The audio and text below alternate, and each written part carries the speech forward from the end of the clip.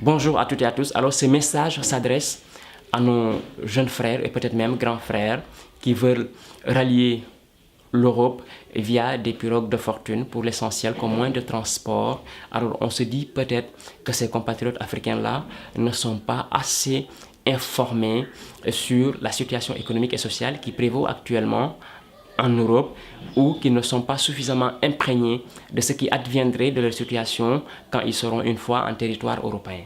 Alors je voudrais d'abord rappeler ce que nous considérons comme étant les chiffres de la mort.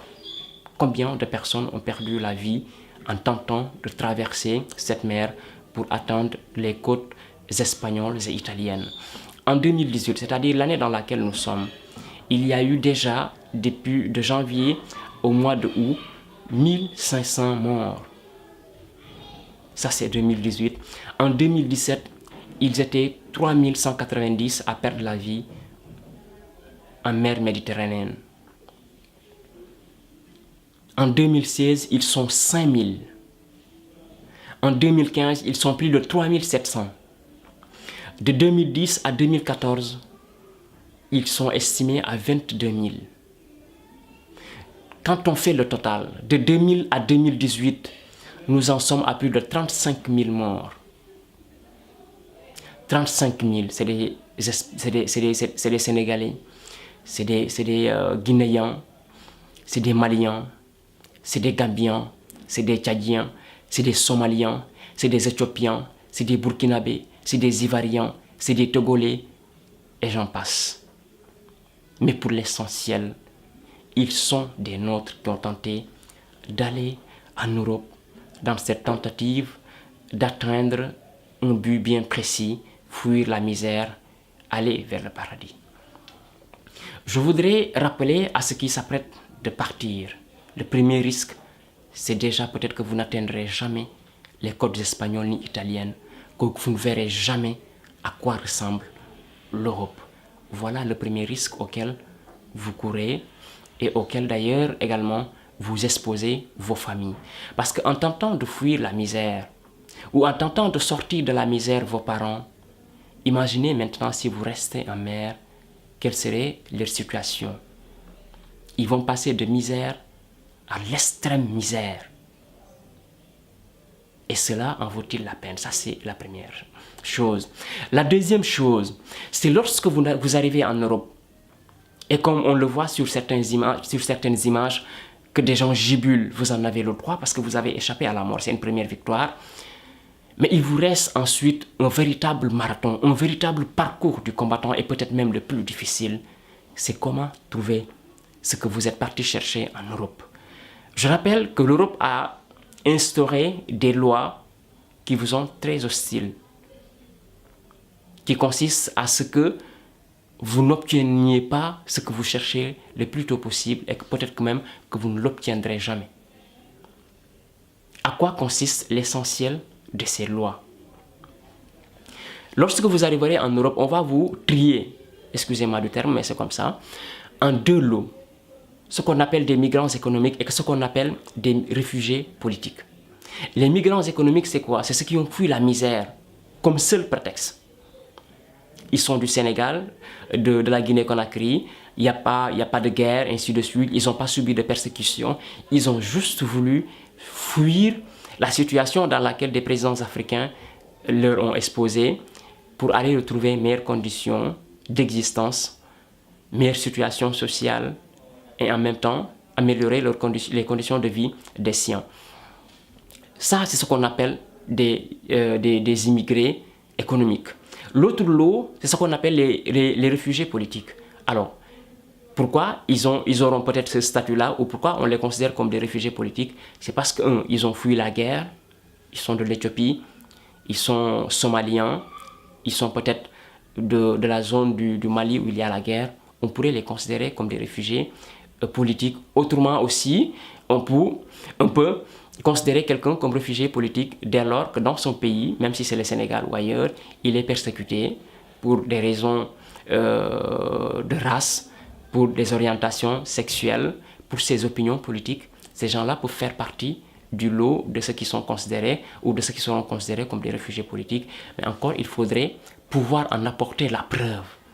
ce qui n'est pas donné à n'importe qui, et surtout dans certaines situations où tu fais face à des gens qui n'ont que le regard, qui n'ont que le sens de l'écoute, qui vont peut-être, à travers tes émotions, percevoir la véracité des propos que tu vas tenir. Voilà un peu l'autre situation à laquelle vous serez exposé. Des gens sont en Europe qui ont, de la même manière que vous tenterez de le faire, c'est-à-dire ils sont partis via les pirogues depuis maintenant 5 ans, ils sont en Europe 6 ans, 7 ans, d'autres 10 ans, d'autres voire même plus. Ils n'ont pas encore obtenu les papiers qui leur permettent de travailler et de gagner honnêtement leur vie et de sortir ce qu'ils ont laissé en Afrique dans la misère. Donc ce n'est pas parce que vous atteignez les codes espagnoles et italiennes que vous avez de facto du travail. L'autre chose, c'est quand vous prenez 3 000 euros, c'est-à-dire 2 millions, voire un peu plus, 4 millions, un peu plus de ça, que vous dépensez pour voyager via la mer.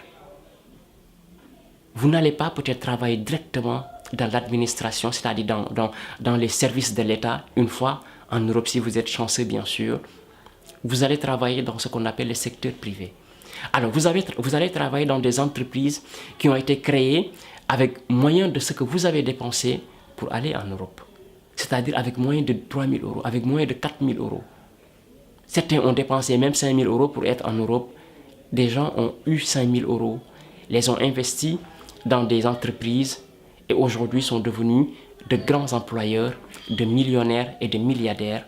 Nous, on prend cet argent-là, on met ça dans un projet hypothétique qui ne garantit absolument rien.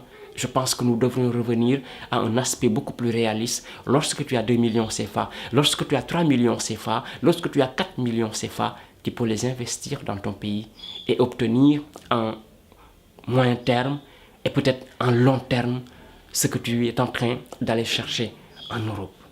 Je voudrais aussi rappeler à mes compatriotes africains qu'il y a des gens qui sont en Europe, qui ont les papiers, qui les ont depuis peut-être 10 ans, depuis peut-être 15 ans, et ils y sont, mais qui ne sont pas pour autant dans des conditions enviables. Ce n'est pas tous, mais oui, il y en a.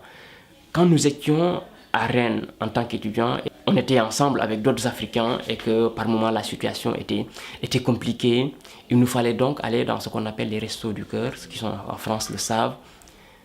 Pour nous, c'était banal parce qu'on était étudiants et quand la situation était un peu compliquée, on se disait que c'est juste circonstanciel, on n'est pas là à long terme. Donc, et puis notre situation, on se disait qu'elle allait changer également. Donc ça ne nous coûtait rien d'aller au resto du cœur, obtenir du lait, du truc. Mais ce qui nous étonnait, c'est quand on faisait la queue et que on rencontrait nos compatriotes africains qui avaient fait 5 ans, 6 ans, 7 ans, 10 ans en Europe et qui étaient là au même titre que les étudiants qui viennent d'arriver en train de tendre la main. Cette image nous avait énormément choqués. On se disait, en quittant l'Afrique, étaient-ils conscients qu'un jour, qu'ils allaient faire la queue pour quémander, pour demander de quoi manger, et ils y étaient pour l'essentiel parfois, avec toute leur famille, leurs enfants, avec tout ce qu'ils avaient comme proches, pour demander de quoi manger.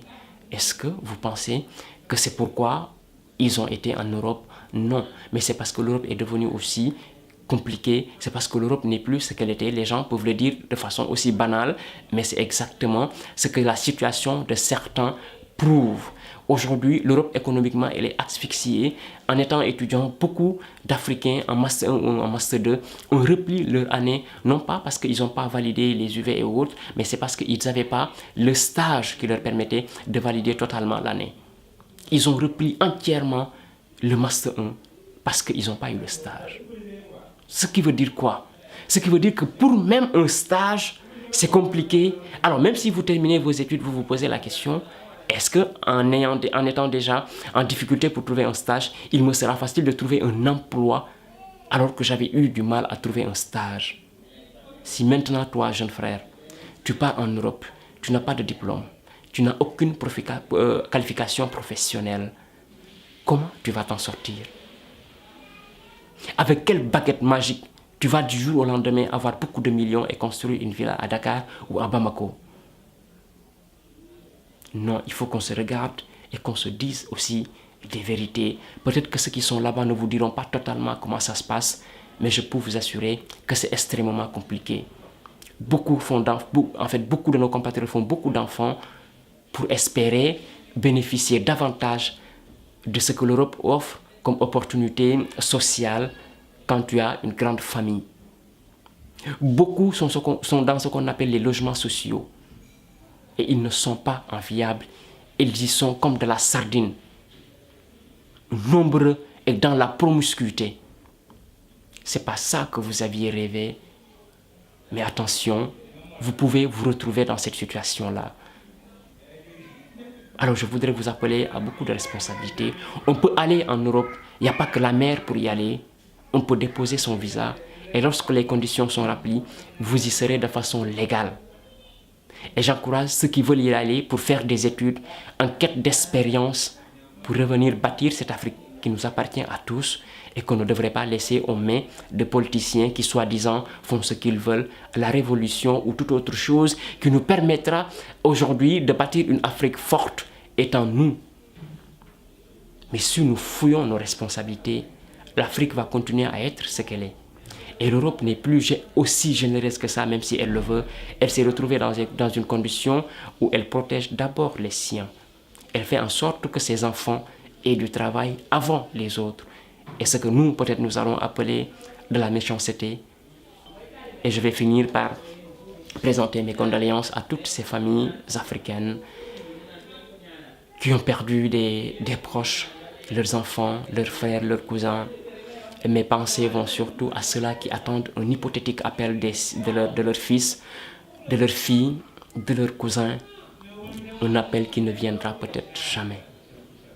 Jamais. Jamais. Parce que certains sont encore depuis 5 ans, 6 ans, 7 ans, 3 ans, sans aucune nouvelle de leurs proches. Difficile de vous dire d'espérer.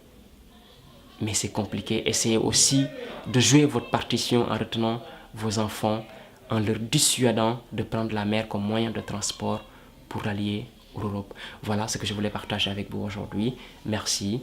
On se retrouve la semaine prochaine.